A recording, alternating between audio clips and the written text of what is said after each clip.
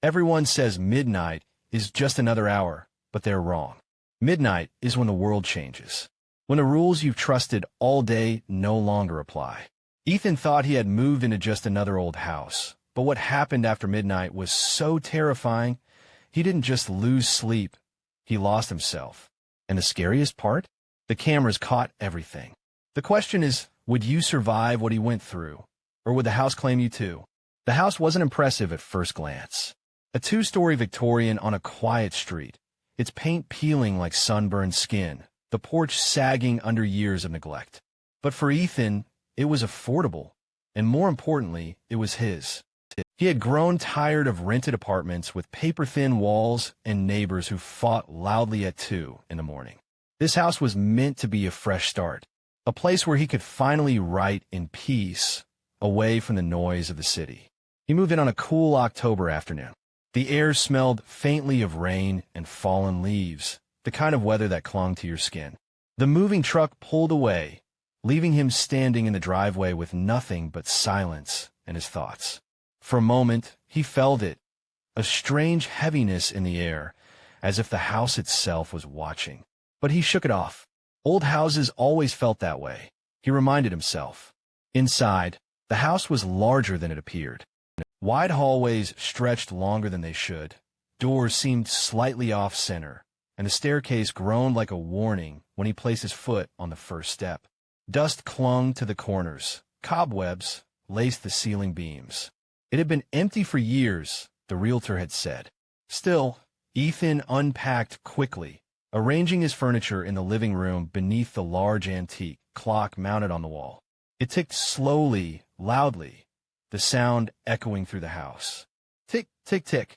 He tried ignoring it, but no matter where he stood, the sound seemed to follow.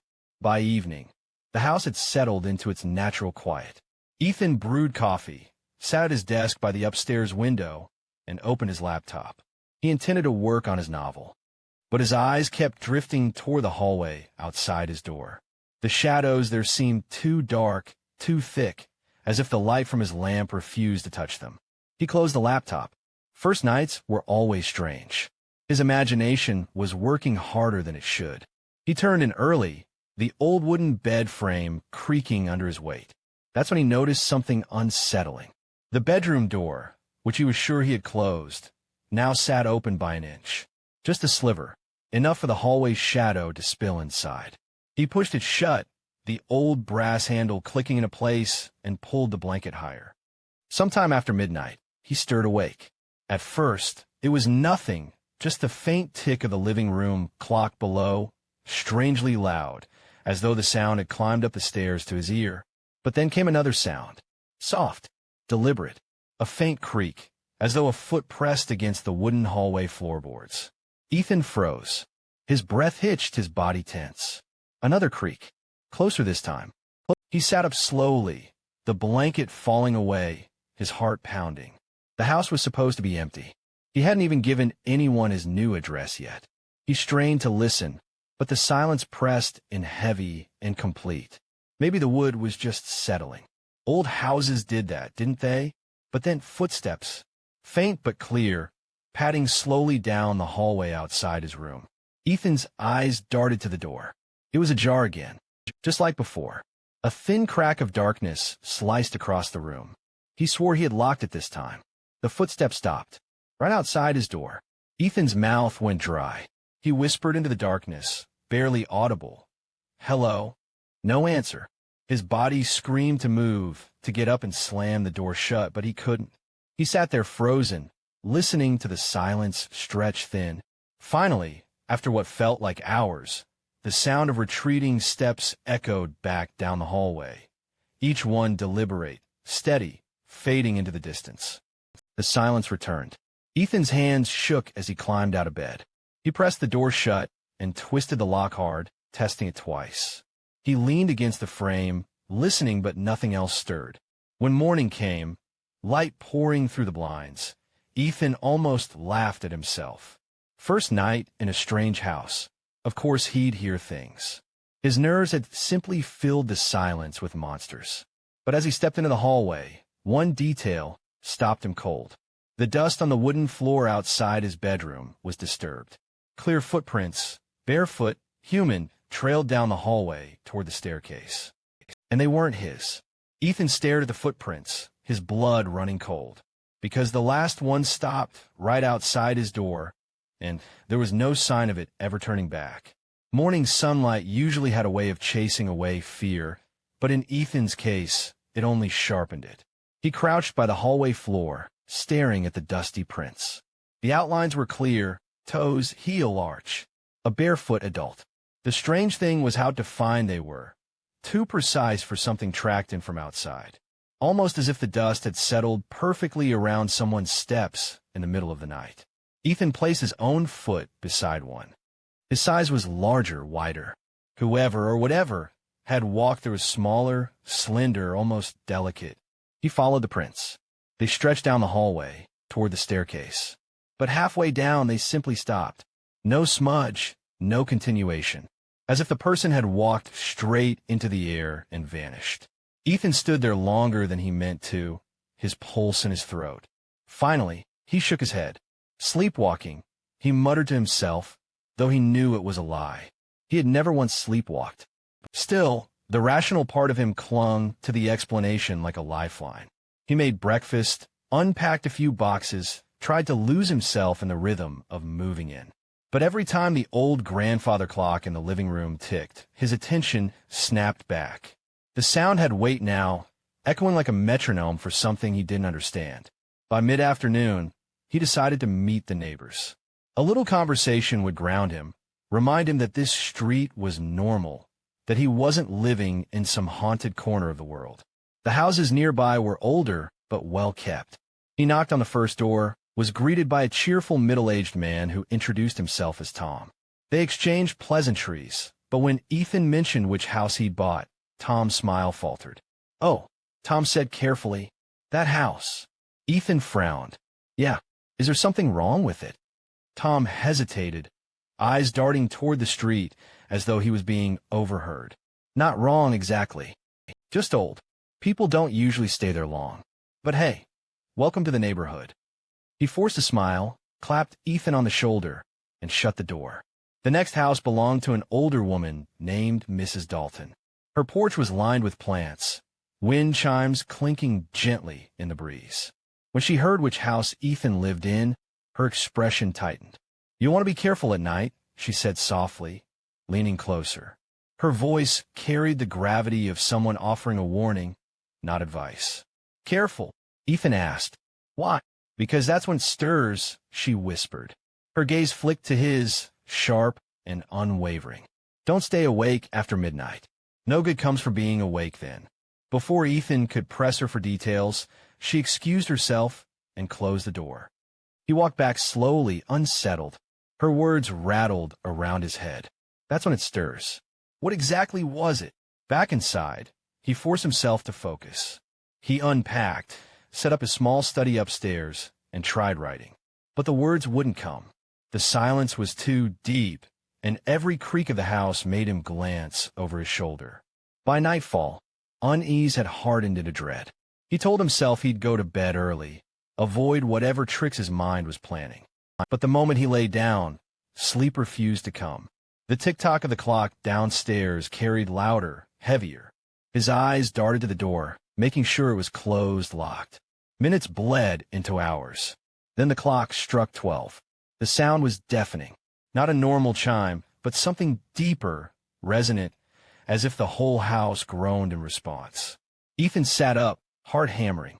A faint scratching noise echoed from the wall to his right. Subtle at first, like the claw of a mouse. But then it grew louder.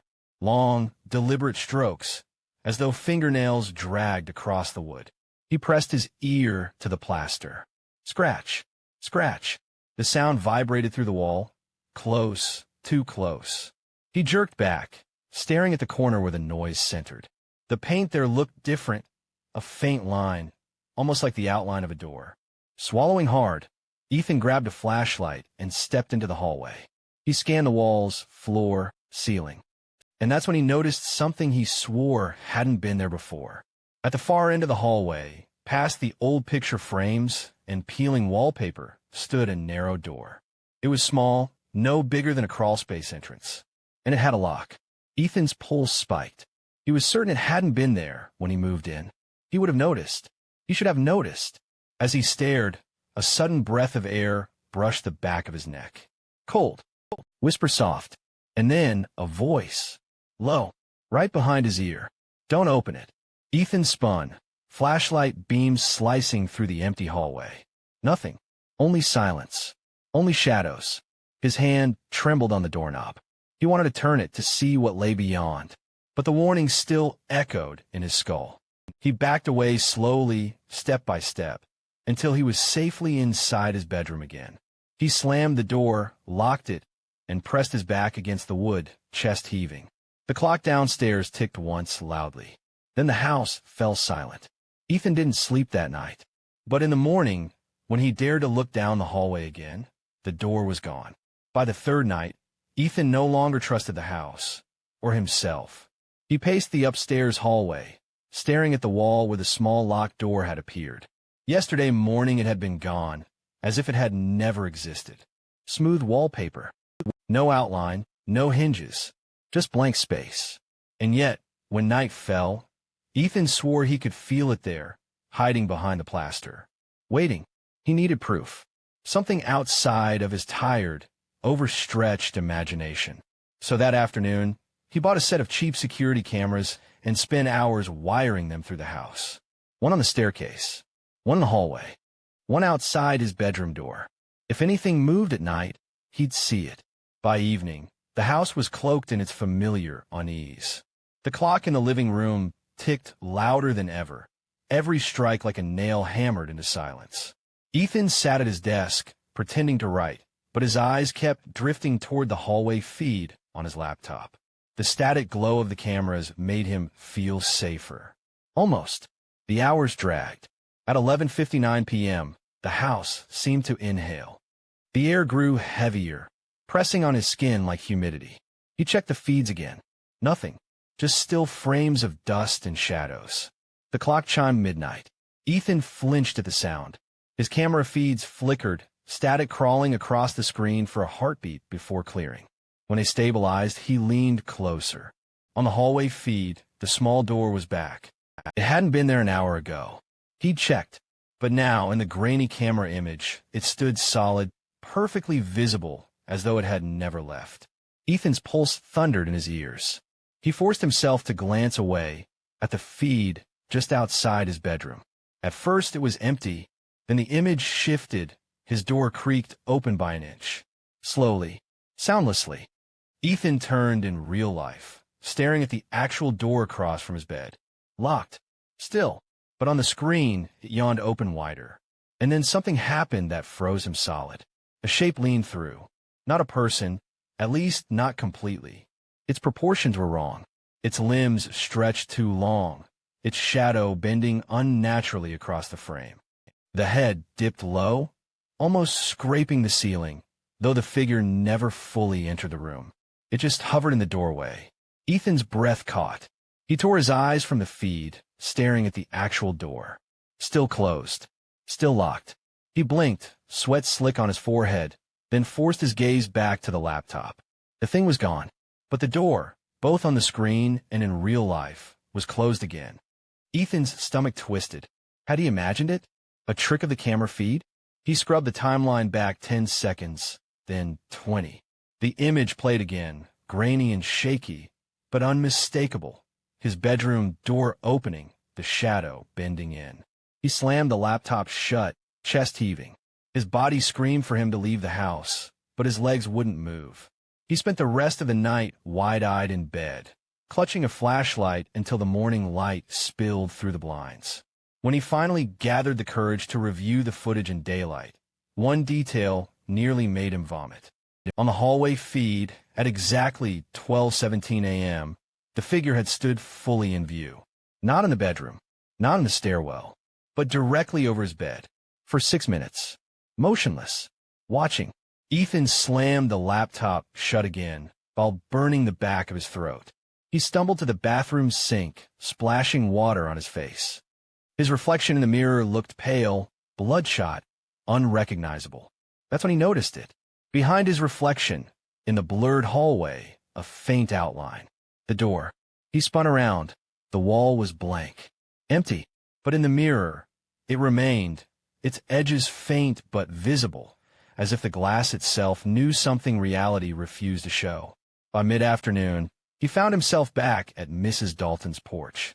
He hadn't planned on coming, but his body had carried him there anyway, desperate for answers. She opened the door slowly, her lined face tightening when she saw him. "You've seen it," she said, not a question. Ethan swallowed. The door. The thing.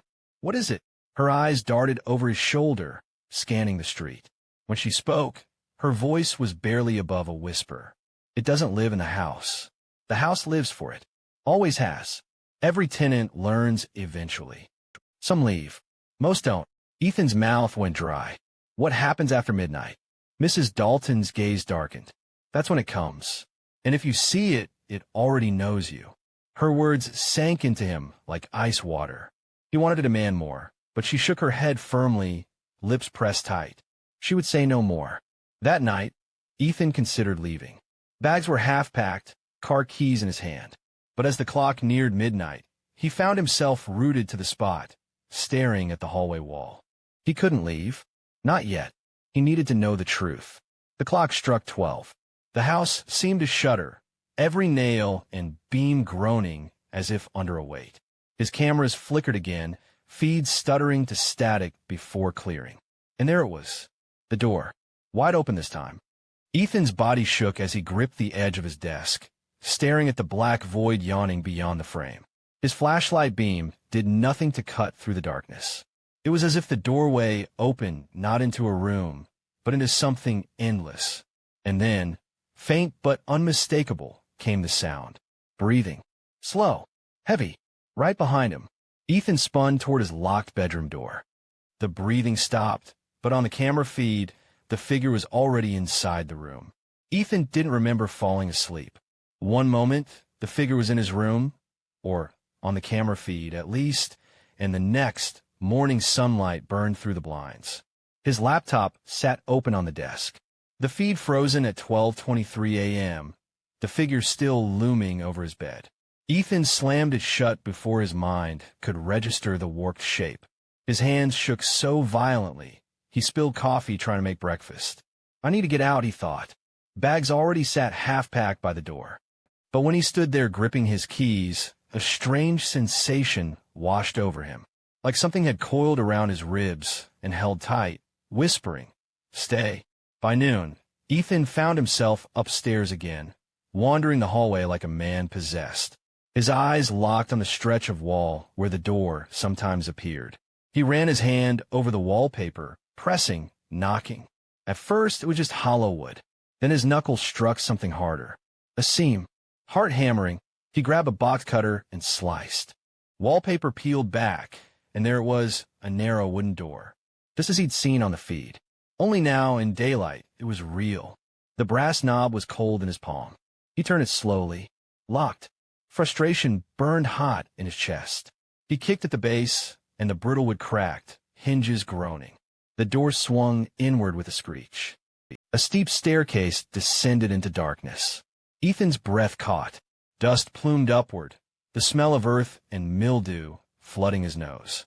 He flicked on a flashlight and stepped carefully down. The stairs creaked as if each one resented his weight. At the bottom lay a cramped attic-like chamber, though it stretched in the wrong direction, sideways, not above.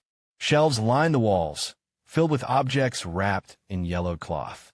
Old lamps, shoes, jewelry, trinkets from people who'd lived here before. And in the corner, a wooden chest. Ethan crouched and pried it open. Inside were leather-bound journals, cracked with age. His hands trembled as he flipped one open. The first entry, dated 1954, described the house in eerie detail. The sound of footsteps, the midnight door, the figure in the shadows. Each entry grew more frantic, handwriting devolving into scrawls. The final page ended with a line that made Ethan's blood run cold. "If you see this, it's already with you. Don't trust the clocks. Midnight never ends." Ethan dropped the journal, breath shallow. He pulled another from a chest. This one ended mid-sentence.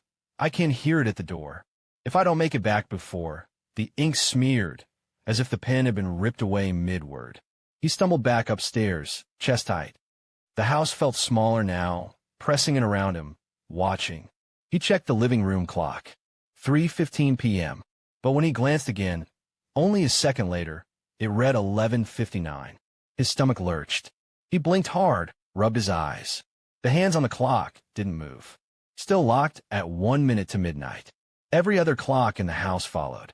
His phone, his laptop, even his wristwatch, all frozen. Midnight never ends. The words from the journal echoed in his skull. The air thickened. Shadows in the corners deepened, stretching along the walls. And in the mirror above the fireplace, Ethan saw it. The figure, tall and warped, standing behind him. He spun, nothing. But the reflection didn't lie. It was there. The house shuddered suddenly, windows rattling in their frames. The front door slammed shut without a touch. Ethan ran to it, twisting the knob, locked. He grabbed his bags, yanking hard, but the door wouldn't budge. Every window he tried was the same. Sealed, as though the house itself had decided. You're not leaving. Panic surged. He turned in circles, chest heaving. That's when his vision blurred, tunneling. The world dimmed. His knees buckled. Darkness. When Ethan opened his eyes, he was outside. Cold night air pressed against his skin. He was barefoot, standing in the damp grass of his backyard.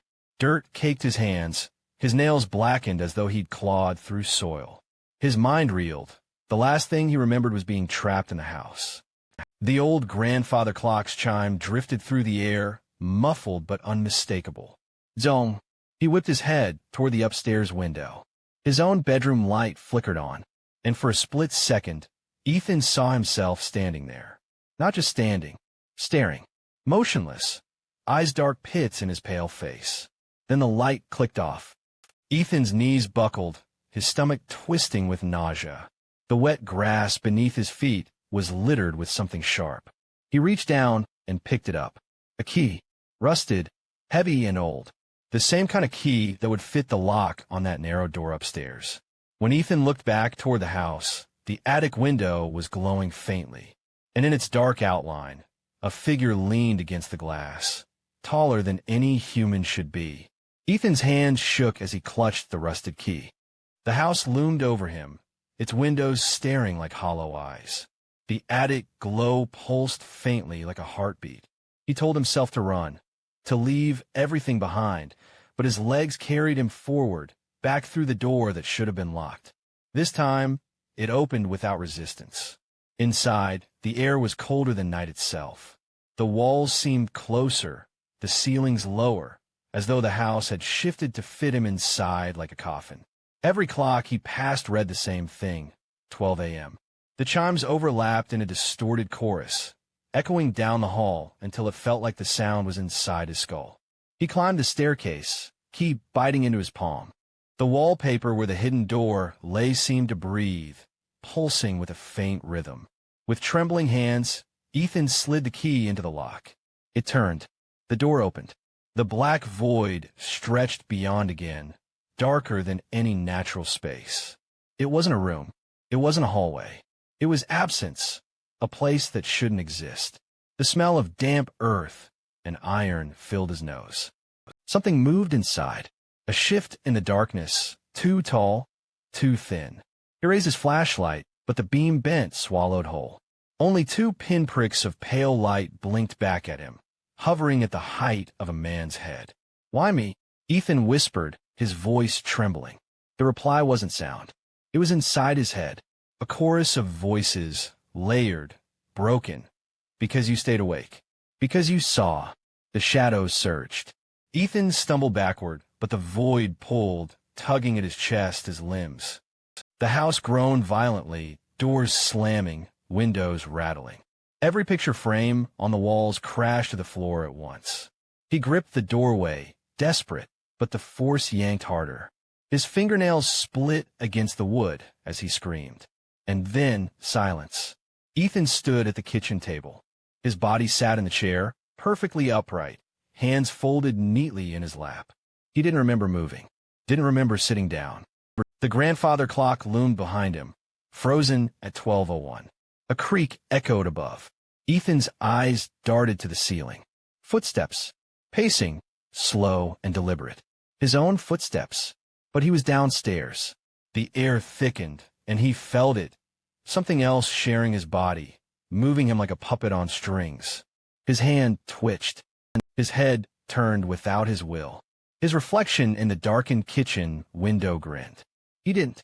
The voice returned, a whisper through his skull. The house has you now. You are part of the midnight. Ethan's vision blurred. His mind screamed against the weight pressing inside him. In the final lucid moment before everything went black, he realized the truth. The house never wanted to kill him. It wanted to keep him, to add him to its endless ritual. And then nothing. Weeks later, the house was listed for sale again. Cheap as always. The realtor's notes mentioned its charm, its character, and the grandfather clock that still ticked steadily in the living room. What they didn't mention was the footage. On the cameras Ethan had left behind. The final clip showed him sitting at the kitchen table at exactly 12:01, his eyes two black voids, his lips curling into a smile that wasn't his. The clip ended abruptly, the screen turning to static. And if you listen closely to that static, people say you can still hear it. Breathing.